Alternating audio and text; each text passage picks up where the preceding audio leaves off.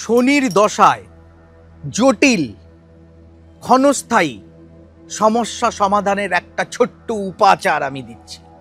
প্রচণ্ড সমস্যায় আপনি জর্জরিত, সমাধানের রাস্তা খুঁজে পাচ্ছেন না, আমি একটা ছোট্ট উপাচার আপনাকে দিতে পারি।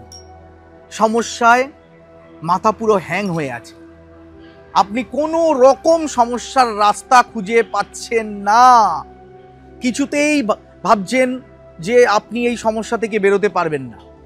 একটা ছোট্ট উপাচার, যে উপাচারটি করলে আপনি ধীরে ধীরে এই সমস্যার থেকে একটা সমাধানের রাস্তা খুঁজে পাবেন। চটপট একটি বিস্কিটের প্যাকেট নিন, রাস্তায় একটি করে বিস্কিট রাস্তার যারা কুকুর আছে তাদের খাওয়াতে থাকুন, দেখবেন তার মধ্যেই আপনি আপনার সমস্যাটাকে নিয়ে ভাবুন এবং একটা সমাধানের রাস্তা আপনি খুঁজে পাবেন। আমার একটা পরামর্শ আপনার জীবনটা বদলে দিতে পারে।